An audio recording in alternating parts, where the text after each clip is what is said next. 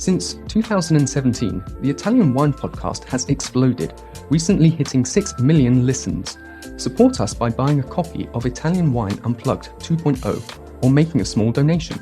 In return, we'll give you the chance to nominate a guest and even win lunch with Stevie Kim and Professor Attilio Scienza. Find out more at italianwinepodcast.com. Chin chin! Welcome to Masterclass US Market with me, Juliana Colangelo. This show has been designed to demystify the US market for Italian wineries through interviews with experts in sales and distribution, social media, communications, and so much more. We will quiz each of our esteemed guests at the end of each episode to solidify the lessons that we've learned. So sharpen your pencils, get out your notebooks, and join us each week to learn more about the US market. Hello, welcome to Masterclass US Wine Market. Today, I'm thrilled to welcome Mark Guillaudeu to the Italian Wine Podcast. A recently dubbed Master Somm with the Court of Master Somms, Mark managed the wine and cocktail programs at Commis in Oakland for 5 years, earning accolades for both programs. All the while, Mark has also been studying in the Master of Wine program and even earned the title of Best Sommelier USA in June of 2022. Mark has taught the French Wine Scholar, Italian Wine Scholar, and Spanish Wine Scholar programs, as well as the Wine Business Management program at the San Francisco Wine School. Today, Mark is the sommelier at the prestigious Wrigley Mansion in Phoenix. Welcome to the show, Mark. It's so great to have you here. Thank you for having me. Of course, and congratulations again to one of our newest Master Sommeliers in the USA. So incredible, so exciting. It's a long time coming, but it is finally done. It sure is. Just for our listeners, Mark and I know each other from the Bay Area, where Mark ran a study group and tasting group for many years. So we've all seen him studying firsthand, and this is so incredibly well-deserved, and we're all so excited for you. Thank you. Anyway, Mark, today we're going to talk exactly about that, about wine education. But before we dive into today's discussion, tell us a little bit about your journey from a degree in Buddhist Studies to now becoming, a Master Sommelier and hopefully soon a Master of Wine. Sure. I study religion in college, double major religious studies, minor in philosophy and logic. I wanted to work in interreligious dialogue. So coming from a Catholic background, I went to pursue my master's in Buddhist Studies, again, focusing as kind of a foundation for interreligious dialogue, studying on comparative logic. I was really fascinated by the juxtaposition of Thomas Aquinas, who integrated the so-called pagan fathers like Aristotle and Socrates into the Catholic Church, and Tsongkhapa doing more or less the same thing in the Gelug tradition in Buddhism at more or less the same time. Aquinas was the late 13th century, Tsongkhapa was the mid 14th century, and both of them chose to use debate as the primary form of pedagogy for their respective orders that they founded going on down through the ages. And that to me was just too kind of fascinating a topic to give up. I ultimately decided not to pursue my PhD, and so I'd been studying logic for a couple of years and a lot of kind of highfalutin, not really boots on the ground sort of issues. So when I got out of grad school, I felt a little bit lost. And my parents had always had a garden when I was growing up. And so I thought a great way to kind of reconnect would be to plant a garden. When stuff started being ready to harvest at the garden, I realized that I was, 24 and a half and didn't know how to cook. So I started learning how to cook. Eventually that led to a role at a local kind of all sustainable, all organic concept called Glen's Garden Market in DC.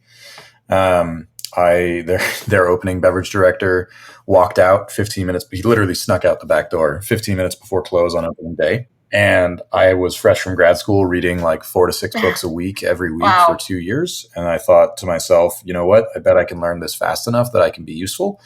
And so I signed up for a WSET 2 class. My wine anniversary is May 19th, 2013. And I found over the next really half a decade that every dollar that I spent in wine education or tasting groups or whatever it was would typically come back to me 5 times over in about 14 to 18 months. And I rode that curve for a number of years, culminating in positions in the Bay Area, like my role at Commis, where that curve kind of finally leveled out. But the wine education treated me very, very well. I decided I wanted to be, as like a 24-year-old kid, right? I decided I wanted to be the best, whatever that meant. And so I did my research and saw there was this Master Sommelier thing and there was this Master of Wine thing. And at the time, Master Cicerone as well. And I said, well, there's whatever, 250 Master Somms. This was 10 years ago. There's, 350 Masters of Wine. There's only 4 people that are both, and there's only 13 Master Cicerones. So I'm going to get all 3. Ambitious. Well, like I said, if you're going to do a thing, do it all the way, I think. Yeah. And I guess you had the training of the studying from your degrees and that discipline, right? Absolutely. So I bounced around. I did WSET 2, then WSET 3, then my intro, then started my WSET Diploma, my certified, finished my WSET Diploma, then did my advanced course, then my advanced Somm, then stage 1 MW, then started sitting masters through the court, and then stage 2 MW. And then ultimately in the summer of 2022, due to various pandemic reschedulings, if I had gone through with it, I would have been the first person in history to sit the Master Sommelier and Master of Wine examinations back to back in the same week in different cities on different sides of the country. And I decided to not do that, which sounds like torture. Which necessitated taking a little bit of time off from the MW program, which I'm looking forward to kind of re-entering and starting next year. And then hopefully with a little bit more time under my belt to focus. And I know we'll talk about this later about how those domains are different, but hopefully with a little bit more time to focus on the MW domains, hopefully that'll be some enjoyable years. Yeah, absolutely. Well, I would say, Mark, since 2013, when you set out to be the best and be, a master, you've certainly come quite a long way in accomplishing that. And it's pretty incredible, everything you've done. Thank you. So we're excited to talk to you in this episode specifically about the role of wine education in the U.S. wine market. As you mentioned, you've gone through so many of the different education programs. You're one of the few people in the U.S. who's actually done all of the Wine Scholar Guild programs, studied in the MW, and gone through the full Court of Master Sommeliers, as well as completed all WSETs, including sake. So you've really had firsthand knowledge of how all of these schools of thought and schools of studying work from both the scholar and the teacher perspective, which is incredible. So our 3 key takeaways for today's masterclass and what we're excited to learn from you, Mark, in this episode are: number 1, what are some of the key differences between the Court of Master Somm, CMS, and Master of Wine, MW program, and other schools and certifications in wine education? Number 2, what is the importance of wine education today, specifically in the U.S. market? And finally, number 3, how has wine education evolved in the U.S. market? So for starters, let's talk about the Court of Master Sommeliers and the MW program. Those are the 2 most prominent, I would say, and most internationally recognized as well. Tell us a little bit about what each title represents. I think it's probably best to dig a little bit into the history of the organizations. I think that's a pretty quick cipher. So the Master of Wine was originally founded as a British trade organization under the auspices of the Society of Vintners, which is an organization that goes back hundreds of years through Royal Charter to 1340 something, really as a way of post-World War II. The British trade was suffering a bit, not just because of all of the economic issues associated with the damage of World War II, the loss of young men, but also the sommelier profession as a whole was kind of going down, right? We'd just seen some real paradigm shifts in the world of wine, not just in political boundaries being redrawn, but also like in 1942, I think it's useful to remember that most wine was still sold in barrel rather than bottle. So the role of the sommelier had changed. You had this gap in World War II, and they really wanted to find a way to bring the industry together and sort of start elevating people at a high level. So the first exams are 1953. The Institute of Masters of Wine is 1955. Over the subsequent decade, they kind of come to realize that while what they study, which I think it was Mary Margaret McCamick as an MW, said very, very well, that the most succinct way to think about it is that the MW is how and why, and the CMS is who and what and when. Okay. So how and why in the MW, and who, what, and when in the Court of Master Sommeliers. Exactly. And the MWs kind of realized that, I think, very early on. And because they wanted to help the hospitality industry, help the service industry, and also realize that their program, as great as it was fundamentally not suited for people that are working in restaurants 5 nights a week, right? They're a trade organization. They're dealing with retailers, with importers, with distributors. And so they proctored the very first Master Sommelier exams in, I believe it was 1969, I think. Flash forward a decade later, and they found the organization, the Court of Master Sommeliers in Europe, again, originally British, 1977. It's grown from there, of course. Okay. And I guess the kind of broad way that I think about it is, for me, one thing that I love to teach people is remember that it's really easy when you're studying wine to get sucked into facts and appellations and what's the minimum residual sugar there and what's the minimum time in oak here. And fundamentally, what wine really is it's communities of people, right? Without people actually handling these things, then you don't have anything in a bottle, you don't have anything in a barrel. And all of these rules and legislations and appellations, what they really are is they're conversations amongst communities of people, some of them very tight-knit. Right? If you look at a community like the Chateaubriand AOC, you're dealing with maybe 30 producers, right? Those guys all probably know each other one way or another. Many of them are probably even related to each other some way if you go far enough back. But that community of Chateaubriand not only has to interact with the community that is Sancerre, a much larger appellation just up the river, they also have to interact in some way through the market with the community that is Napa Valley. Right. And so for the CMS, I think it's a lot more focused on those people. And because it is also in restaurants, it's focused on how you take care of people, how you represent these people who are represented by these bottles. Right. Whereas the MW is, for me, very much more of a process driven, a little bit more abstract. But you really need to dig into understanding the complete role of cause and effect from the dirt all the way through to the finished product on a shelf or the cork being pulled in a restaurant. There's a lot of complementarity and a lot of overlap. I found studying and pursuing both that the point really where it was no longer feasible to meaningfully study for both was stage 2 in the MW. Okay. At that point, I found that the type of information I needed in terms of international wine law, distribution models, major cork purveyors and brands and how the different lines function, learning about, oxygen transfer rates and how that applies, everything, the history of it in New Zealand through Australia to how that even has impacts on sake production, right? Right. That was the point where it was like, oh, as a somm, I understand the styles of wine. And because I've been studying through WSET this whole time, I understand well enough viticulture and vitification. But the MW exam is divided into 5 parts, or the theoretical exam is anyway. You've got a paper on viticulture, everything that happens until you get grapes to the winery door. A paper on vinification, everything that happens from winery door until bottling. A paper on, they call it handling of wine, but it's basically trade. Everything that happens from when a cork goes into the bottle to when that bottle and how that bottle gets to its end consumer. Then they have a paper as well on current events. Sorry about that. That's okay. Yeah, I mean, from the outside perspective, and I've studied through WSET up to level 3, so nowhere near as far as you, but I have had some exposure to that program and also spoken to some other MWs. There's really a lot more business theoretical research involved in the MW, whereas, like you said, with the Court of Master Sommeliers, it's about understanding the regions, the wines, from around the world to properly represent those, specifically in a restaurant setting as it's designed for. And, I think as humans, we look in all parts of life, we look for things that help us understand the world. So we look for ways to break down things and understand information.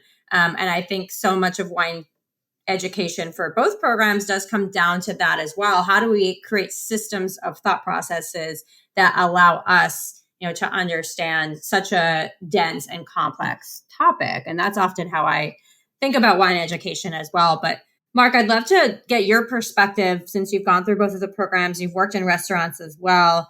How do you think both titles are used in the field, like in the market, specifically in the US, like for a Master Somm versus an MW? How are they marketing themselves or utilizing those titles once they've achieved those credentials? I think it's not possible to answer that question without talking about the Sommelier documentary. Because of the 2 credentials, you had one that suddenly burst into popular consciousness through a very well-made film that may or may not have aged well based on subsequent events. We'll just leave it at that. And so all of a sudden, everybody had this image where it was all kind of like the the answer to the rock star chef. You know, like we got our Iron Chef in the late 90s and became popular. We had Gordon Ramsay, we had, Bar Rescue and all of these other TV shows just kind of saturating the public with what it's like to be in restaurants, or a largely fictionalized version of restaurants. And the Somm documentary was kind of the pendulum swinging, right? Where it's like, well, it's been 15 years that we've been watching people put things on plates and watching people have dirty walk-ins or whatever else. Isn't there a little bit more to this, right? And I think it's useful to note that a lot of those programs were really filmed from a back of house perspective. I don't recall ever seeing any of them where front of house employees really from that era look particularly spectacular. And so I think that the public was maybe ready to get a glimpse of the other side.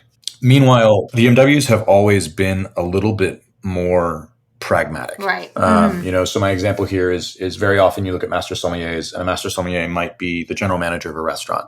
They might be the corporate beverage director for a restaurant group, and they travel around the country. They train people. They lead staff education. They fly in for a wine dinner here. They lead a group of clients on a trip over there. People that make the selections of what wines you have available on most major airlines. The vast majority of those are master sommeliers.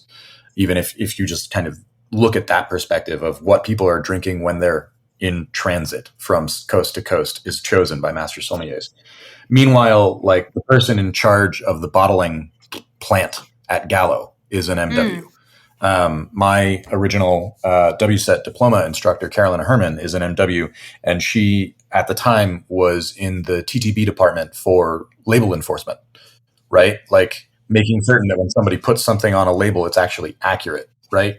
There are MSs that run estates. I know there's MSs that run estates in Bordeaux. Right. People kind of MS adjacent, like the Lynn Proctor, right, have wineries in Napa. Carlton, McCoy, right. Heights. Exactly. Yep. But MWs more often end up running distribution. They run import books. I find them more often on that kind of nuts and bolts side of things. There's a huge, the IMW even put on a tasting of wines where the entire theme of the tasting was wines made by MWs. Wow. Right. It is an incredibly common thing for an MW or a winemaker to seek to distinguish themselves by becoming an MW, or an MW through their passion that leads to them being an MW choosing to go on to make wine. Does that make sense? Yeah, absolutely. So it's more of just like, it's different perspectives, I think, on the same thing. Is the MWs, I think, more often have this desire to get their hands dirty in the nuts and bolts of making the thing. Whereas the MSs very often have this desire to get their hands dirty in the absolute polish and refinement of serving the thing, right? For me, the Master Sommelier is fundamentally around this beautiful moment of service around someone else, where, one thing that I've said for a long time is our art is about curation, right? We should on some level be invisible in the guest interaction, because what we're really doing is we're there as an avatar, a representative of the winemaker and the community of people, and that however many centuries it may or may not be of history that led to that juice in that bottle. And we're trying to match that one way or another to a moment and a mood of another person. And our skill there is at its best, most shown when it is most invisible to the guest. Does that make sense? Yeah, it does. And I also think about the sommelier on the floor of a restaurant as more of it's a performance in a way. I mean, you have to think on your feet, interact with the guests. Like you said, be that avatar. I like that expression for the wine and everything that went into that bottle as seamlessly as possible, and really use all the knowledge that you've gained in your studies in real time and on your feet. Whereas with, maybe the MW title and people that take that course and apply their skills and knowledge in, like you said earlier, maybe a more, I don't want to say practical, but a more 9-to-5 position, maybe we might say, or some more traditional roles or some other aspects of the industry. So I think that's a really helpful way to think about it. Wine to Wine Business Forum.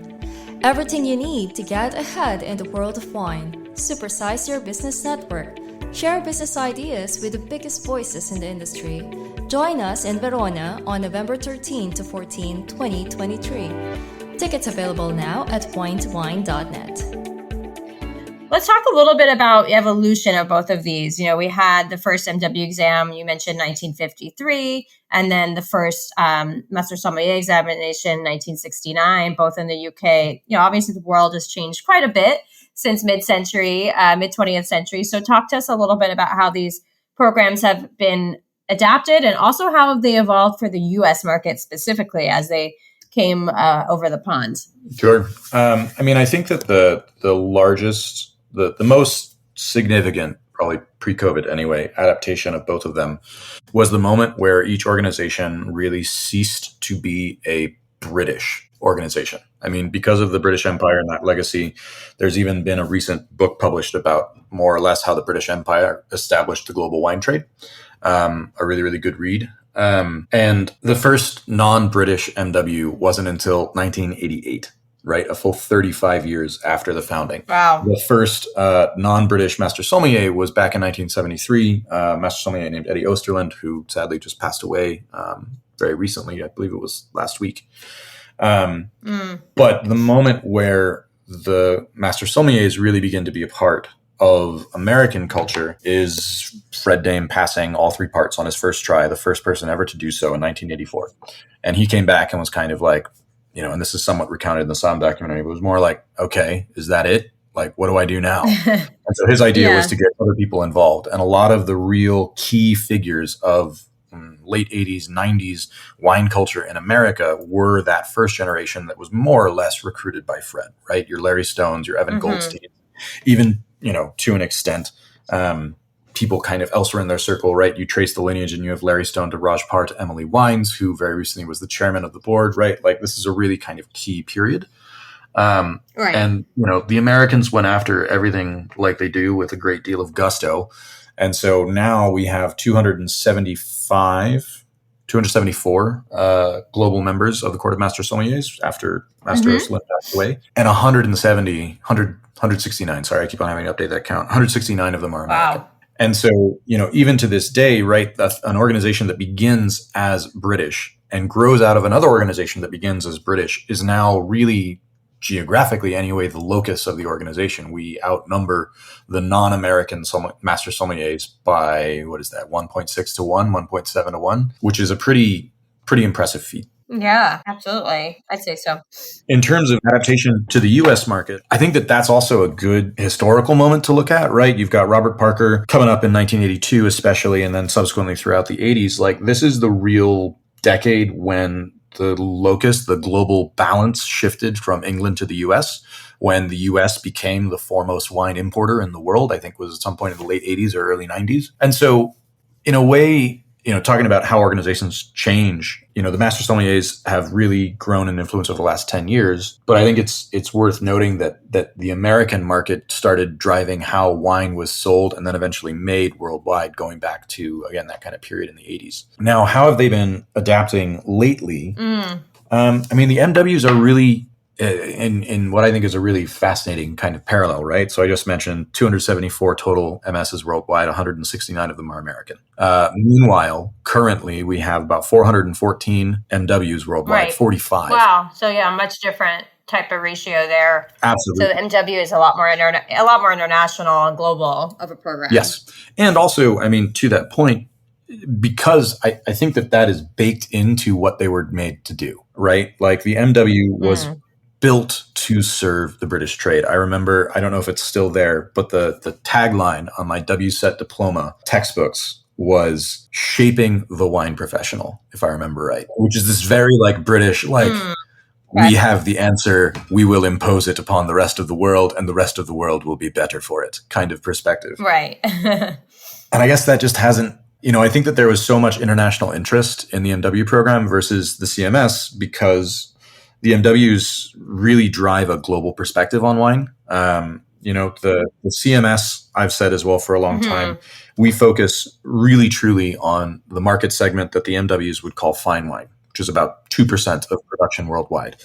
And I think if you look at the way that boundary is drawn, it's something like an average price of over $7 US a bottle, which gives you an idea of how low prices wine sells for in most of the world. In the MW program, I've been blinded on canned rosé Muscat from Australia, and I've been blinded on Yellowtail Chardonnay, and I've been blinded on Class Growth Bordeaux with age, and I've been blinded on Dom Perignon with age, right? They really, really want to cover the entirety of wine at every price point and every market. I mean, there's a recent exam that I read where they had put Viognier Franc, which is probably the most unfamiliar style in the States. It's an iconic Cabernet Franc style from southern Hungary. And that was a wine in the interview exam, right? They really, for all of these people that were elsewhere in the world. That's really stretching it, yeah. Uh-huh. I mean, it's for Central Europe, it is the local Cabernet region, more or less, right? Right. But for all these people like the Brockoviches of the world in New Zealand and everywhere else, this program offered you, if you were in winemaking or if you were in the wine trade, this was the way that you really could get your global education. Learn the nuts and bolts of how to do anything in the wine industry outside of a restaurant. And I think that's part of why, especially in parts of the world where restaurant culture is still very much seen as I think a little bit more of a servant class, unfortunately, still to this day. I know that in Europe, in many markets, sommeliers makes anywhere from 2/3 to half of what they typically would in the US. Also, social welfare and everything else plays a role in that, where they have, that's a different conversation. And so I think that there was a lot more impetus to push that more academic and abstract side internationally, and people didn't want to work in restaurants. It's also less, I think. That makes a lot of sense. I think it's less highly viewed. Like Master Sommelier in the United States for a long time, at least for the last decade, was very much kind of a rock star position, right? Like a master chef or an interim chef or whatever. Right. And a Master Sommelier in Europe, I've always thought, was viewed a little bit more like most other masters, like a master carpenter or a master baker. And I think you see this, for example, in France, where you have the meilleur ouvrier de France, the best craftsman of France, and they have it for wagon makers, and they have it for people who make clothes, and they have it for pastry, and of course they have a sommelier. But it's lumped into craftsmanship, to handiwork, effectively, if that makes sense. And I think that's just a very fundamentally different view on the profession and what it means to be masterful than it is in the States, where it kind of, due to a group of people and the publicity around the movie, kind of ascended into this almost celebrity status. Totally.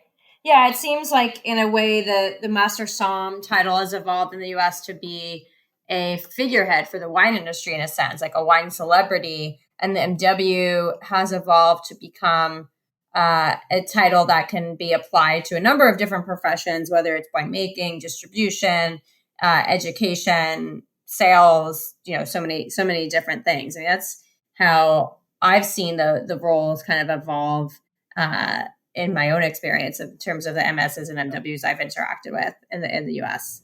Yeah. So, Mark, just getting down to now, we talk a lot about the next generation. It's hard to have a conversation about the state of the wine industry today without talking about next gen, who's drinking wine, how are we getting young people drinking wine? So as a wine educator yourself, how are we getting younger people into the classroom to study wine? What are the trends and things you're observing when you're teaching about wine to this next generation of U.S. wine professionals? I mean, there's a lot of stuff going on right now that is both exciting and worrisome, right? I think everybody's read the headlines that, number one, we're seeing stuff like U.S. Department of Health changing the wording around their alcohol recommendations, right? The total number of drinks per week was recently dropped. They also changed the way that they phrase it. It was pointed out in a recent editorial that there was a clear shift, I think in the 1960s or 70s, when they talked about first limiting tobacco and then tobacco being a part of life, but not recommended too much. And then at a certain point, they shifted language and started framing tobacco as just a fundamental threat to health. And it was pointed out that the recent language really adopts that shift that they made in tobacco, but now applies it to alcohol, where it seems like the future perspective of our government is going to be, well, alcohol is a thing that you can do, but it's bad for you. Right. Which is it's scary. It's not encouraging. I believe that ample evidence that it's also not true. But at the same time, right, we see that there are younger people are drinking less and less wine than ever before, and yet market values are relatively stable. So they're trading up. They're drinking better wine, just less of it, which is going to be a huge shift in the industry and what kinds of market plans and what kinds of wineries and brands can survive and how they survive. But also, we're at this moment where, for the first time, there was enough of a break between the generations in drinking culture that the new generation goes in almost like a blank slate, right? We have a really useful conversation and the topic around hybrid varieties and their use in wine, and how what generations ago with a pure French perspective was considered to be a completely abominable flavor is now recognized as a different flavor, right? Like, these are not wines that taste bad. They're wines that taste different. But when you have people that never had the connotation that different was bad, then you find them drinking all kinds of stuff, right? Co-ferments are coming back. Piquette is coming back. All of these ancillary categories that were kind of rooted out, really, especially, I think, post-phylloxera. All of these categories are making a comeback because people are open to flavors that they've never been open before. Yeah, I just got an email from the tasting group I'm a part of for Monday that the theme is co-ferments. So, I mean, there you go. It's definitely, and I'm in the Bay Area, so more likely to see that here than maybe other parts of the country. But still, like you said, I mean, that these different styles that haven't been as mainstream before are definitely starting to become more and more popular. Right. And so as an educator, I think that they come in with fewer preconceptions and a lot more. Just over the years that I have been teaching, at least in a more professional capacity, started teaching about 5 years ago. I'd been teaching through the tasting group that you mentioned before that. But there was a point where I noticed that a lot of the people that were younger and still coming to wine classes asked a lot more questions. Whereas I had any number of people in my classes who maybe they had a job in biotech or they had just retired from software, and they were taking wine education to learn what the best things were for them to enjoy in the time that they had left, and possibly to build a great cellar, whether that was, to leave as a legacy or whatever. And there's a lot of preconceived notions, good and bad, baked into pursuing wine education with that intent. Right. Whereas a lot of the young people that were coming in because they wanted to drink better when they were out and about. They wanted to know more so they could drink better and be more informed with what they were doing, which I think it's a fundamentally different perspective. And I saw more and more of that as time went on, right? Like, all of a sudden, it's like all of the guardrails around topics like Brett or mousiness. Wine's not just white, red, and rosé anymore. It's orange and amber, and there's all of these other things. It's like all the guardrails came down seemingly all at once over like a 5 or 6 year period. And now we're standing in this vast open plain of style. I mean, that gets into a different issue, right? But at exactly that moment, then you have a lot of things that lead people to not trust people that might have experience to kind of give them some perspective. I don't know. I don't want to be super pessimistic, but it's an interesting time where things that have been considered to be technical flaws for hundreds of years are suddenly pursued as a particular flavor. Right. There's not as many standards. I mean, the standards are changing too in terms of what is being put into a bottle and sold. Exactly. And the consumer preferences are adapting accordingly. And we've seen that a lot through the natural wine movement. I mean, I went to a tasting in April, and one of the wines that was poured for me, I couldn't believe it was being bottled and sold. It was so, as technically incredibly flawed, but also for me, the flavor profile was undrinkable. But here they were pouring this wine to people in the room that were enjoying it. So that just wasn't my preference. I guess we can look at it that way, right, and say it is someone else's preference. But I imagine as more of a classically trained educator, there is going to be some need to adapt how we're teaching about the category as those styles become more ubiquitous and more mainstream. Yeah. And we're seeing more diversity of flavor and the paradigms that people have to think and talk about wine, even down to the words that we use, are all in this period of really incredible flux. And it's going to be pretty fun to see how it all shakes out. Definitely. Well, Mark, we're coming to the end of our time. I mean, I feel like we could talk for several more hours, but at least for this episode, maybe we'll have to do a part 2, because there's definitely a few things I wanted to ask you that we didn't get a chance to dive into. But before we end the episode, we have our rapid fire quiz where we ask our guests 3 questions that will help our listeners better understand the U.S. market. So question number 1, and please try to answer in 1 sentence or so. What is your number 1 tip for mastering the U.S. wine market? Understand your point of differentiation. You have to have some kind of a unique proposition for the client that you're trying to sell the wine to, in an era where more and more wines are organic or sustainable or biodynamic or native yeast or unfined or unfiltered or whatever else, there needs to be something that you understand that makes your wine special, unique, and different, because otherwise you're just competing on price, and that's a surefire way to lose, if not now, then later. Absolutely. That's really great advice. Question number 2, what is something you would have told your younger wine professional self about selling wine or about wine in the U.S. market? I'll speak here to restaurants, and that would be, remember that you're selling a moment, not just juice. Mood, feeling, occasion, these are as important, if not more important, than grape variety and vintage when you're interacting with a guest. I like that a lot. Yeah, absolutely.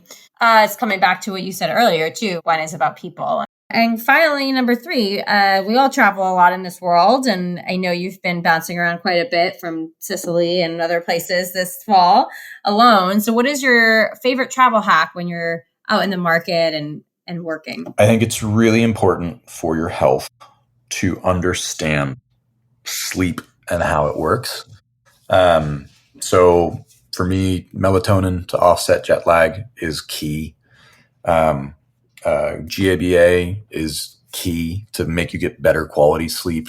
Magnesium, right? There are a handful of supplements that on the back end, before you go to bed, will really, really help you adapt a lot faster and help you get better restorative rest. I always find if I travel too much, I get sick because my sleep cycle is off. And so being able to combat that very deliberately, I think is really, really important. And the other thing too, that's kind of tied into the sleep is, as painful as it is, if you are going to be in a market for more than 2 or 3 days, always sleep with the windows open, because the best way that you're going to be able to adapt is with that natural sunlight. I never heard that one. I like that one. Sleep with the windows open. Okay. Great. Not necessarily the windows, but the blinds, right? The blinds, so in the morning, you get woken up full sunlight rather than... I was going to say that might be hard to do in the wintertime, but okay, the blinds. All right. I like that one. Great. Well, thank you, Mark, so much for being here today. How can our listeners connect with you? You can find me probably the best way right now. I'm on Instagram and this is my slightly embarrassing, many years old Instagram name, but I am at DC Samurai. That's SOMMURAI. That is probably the most surefire way to find me. Great. Well, we love a little wordplay. I learned at some point that the root for the word samurai comes from the verb that means to serve. And I felt like that was a pretty good play for sommelier as well. Oh. Of course, less glamorous is that sommelier comes from the root word meaning beast of burden, but you pick your battles. Absolutely. That's our next episode. We'll dive into the etymology more. Thanks, Mark. It was great to have you here. You as well.